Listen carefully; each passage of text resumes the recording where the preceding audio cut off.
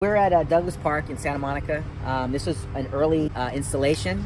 They did, I think the majority of the walking paths here were done about 19 years ago. I believe the customer was the city of Santa Monica, though I could be mistaken. It could have been a contractor that was working with the city. Can you tell me what's going on, like right here? So this is 20 years old. This is 20 years old. As you can see, the look is very similar to asphalt. It was mixed with a quarry material that had clearly a large aggregate in it. I guess what we're seeing is several years of no maintenance. But it's still here. And how deep is this? I believe this is a 2-inch mix-in application. Okay, let's look at some others. This is right up there. The roots were deeper, so they're not heaving anything. Can you wipe that off? Wipe that off. So, you know, it's pitted and the aggregate is showing after 20 years. That's what happens with asphalt, but you don't got the cracks. Right.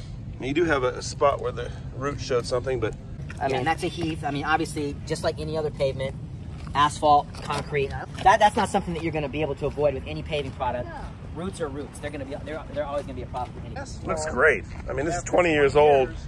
Asphalt would be cracked everywhere on the edges. It would have contracted from getting dry. The oil would have dried up. What's the difference between this and asphalt? So this polymer has a UV inhibitor, which means it prevents the UV rays from destroying the acrylic. And whereas asphalt, the oil would dry over time and UV rays are going to completely destroy it. So the difference is UV rays actually help our product to cure. They're going to make asphalt essentially brittle and break apart. That's one reason they use stabilizers, is so that you don't have the cracking, but then you don't have the stability, the hardness and the long lasting. Wow, right up to the tree. It's perfect. So another option, apply per spec, and then you can broadcast a thin layer of quarry material. It would be decomposed granite.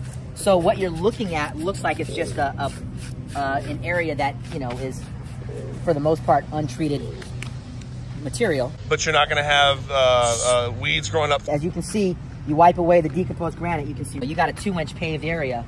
If you wipe it away, it still looks like dirt. It doesn't look like black asphalt. No. So.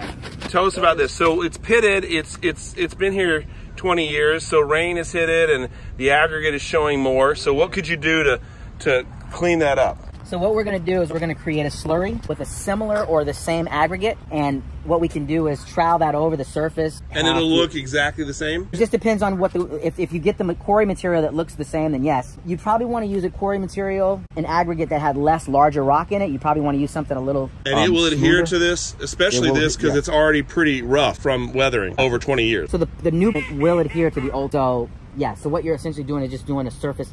It's an old job. It's been, you know, it's been on the ground for a long time, but that doesn't matter. The polymer is still what it is, and it will stick to itself.